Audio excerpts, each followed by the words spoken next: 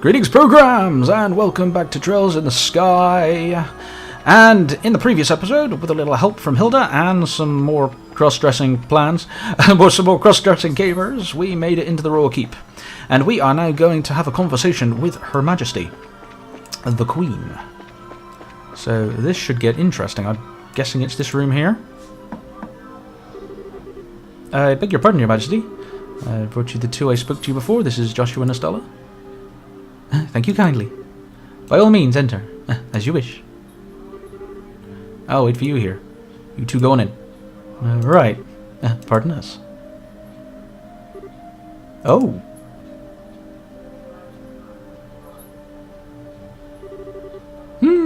I bid you welcome. My name is Alicia von Olsley? Olsley, yes. My name is Alicia von Olsley.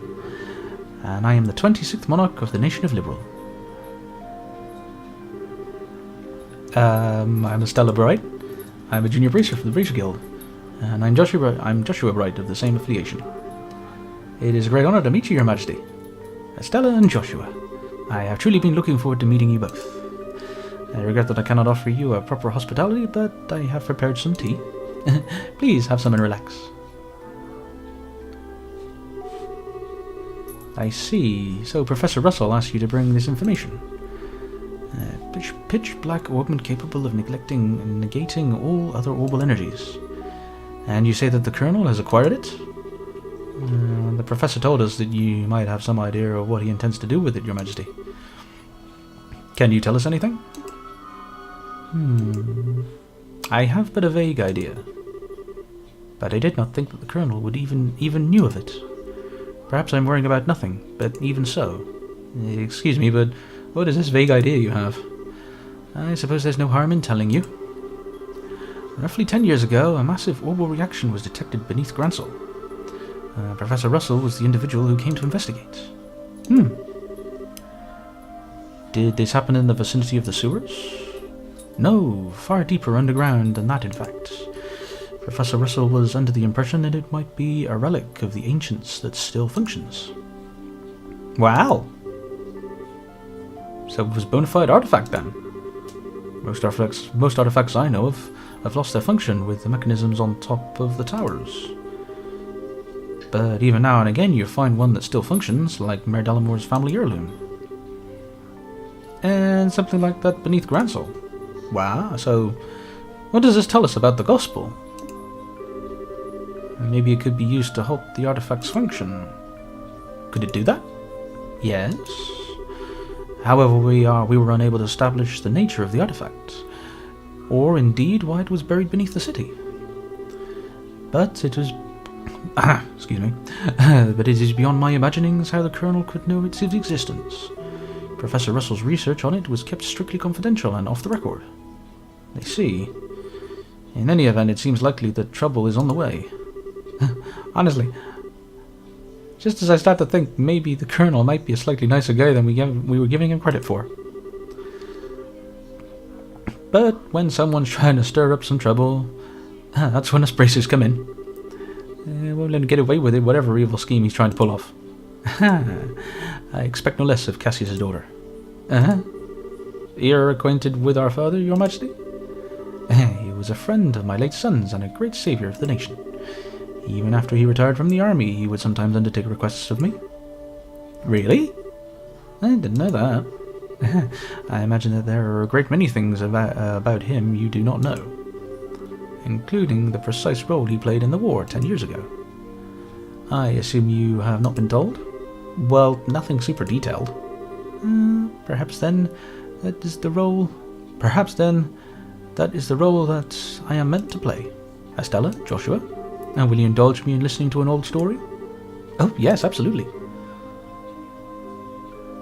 It's no indulgence, Your Majesty. Okay. I'll be using my normal voice for this. 10 years ago, in the spring, a tragedy occurred in the southern reaches of the Aborian Empire. Its cause is yet unknown, so that is something I must omit. The Empire used that event as a pretext for their invasion of Liberl. So began the sad times that would become known as the 100 Days' War. Just as the Empire made its declaration of war, a massive military force breached the Hacken Gate. In what seemed like scant moments, all of Liberl became occupied territory save for Grensel. It is said that the invasion forces was 3 times the size of the entire royal army. The reinforcements from Calvard were too late to stop their advance. It was but a matter of time before Grancel too would fall. But 2 months after the outbreak of hostilities, the war changed in a way that none could have imagined. Patrol airships had just been developed and were used to recapture Liberal's checkpoints, serving as the Imperial Army's communications. The Royal Army then set about recapturing the major regions one by one, using ships launched from the Eastern Fortress. Zeus, Ruin, Bos, Roland. With their supply lines severed, the Aborian forces occupying each region were swiftly crushed.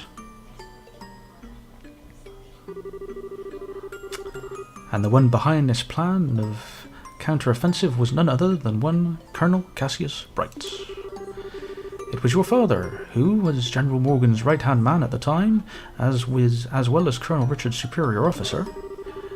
Afterwards, within the intercession of the Bracer Guild and the Septian Church, the war was brought to an end. But it was at this time that Cassius lost what he treasured most of all in the world. Lena, your mother, Stella. That clock tower was destroyed in the Imperial Army's vain attempt to hold back the counter-offensive. What followed, I'm sure you know. Cassius was not even able to be at his wife's side in her final moments.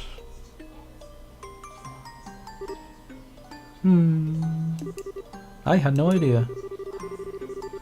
And he believed that the military operation that he himself had planned effectively caused her death.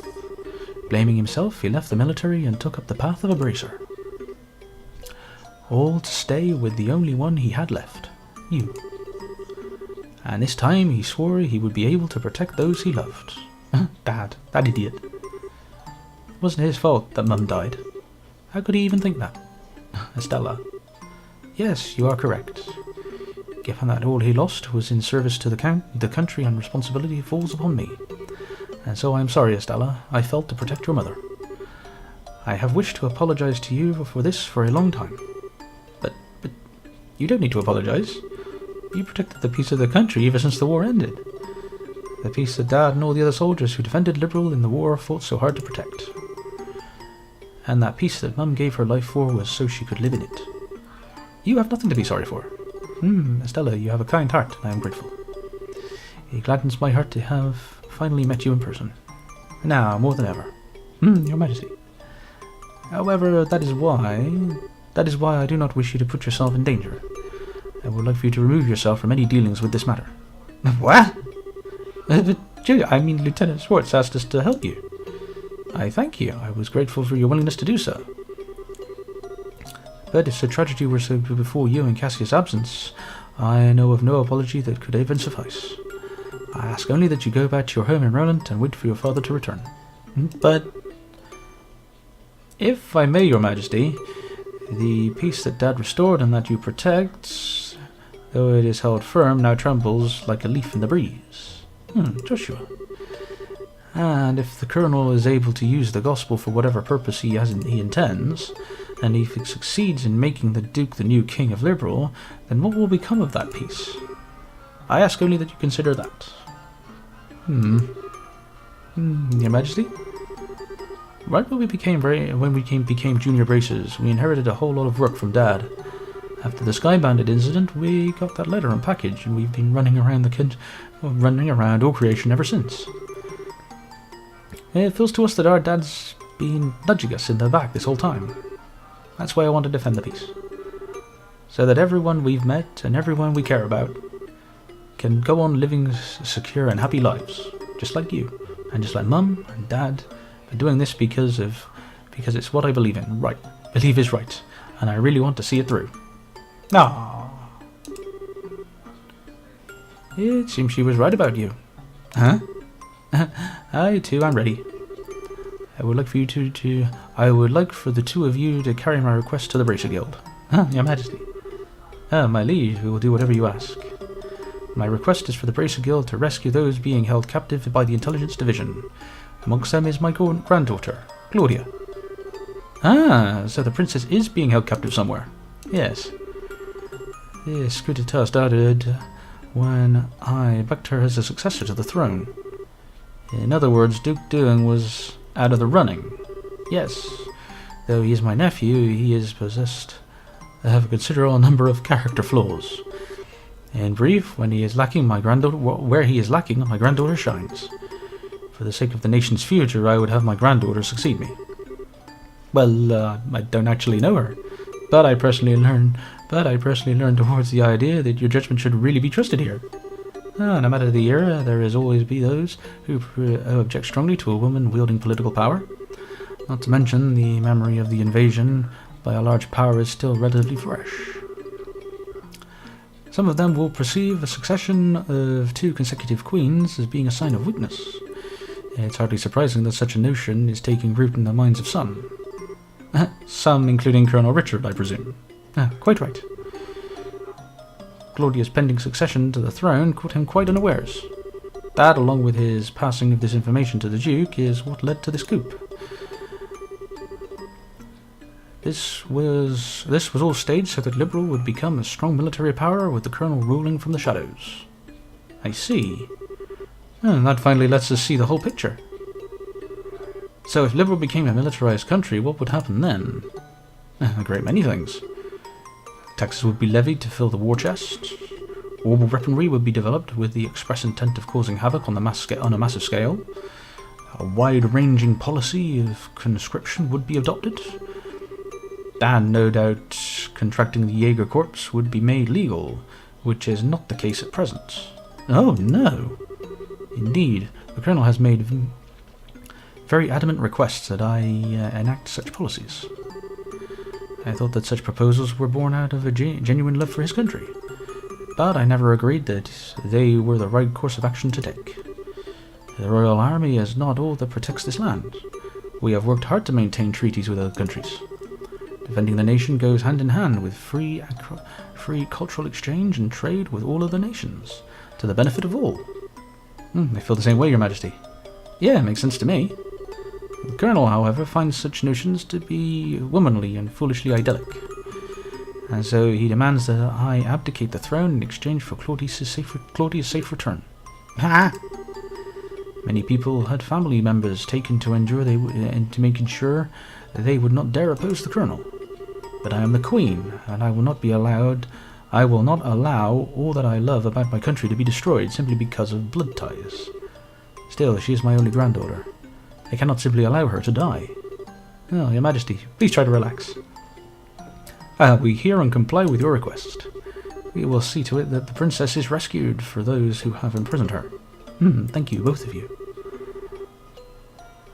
Without recurrence, I will do all I can to oppose the Colonel's demands. Have you any other requests, Your Majesty? The gospel still has to be dealt with, and I don't think we should just leave you here. I appreciate your sentiment, Estella, but the present state of affairs is not contingent upon my freedom or imprisonment.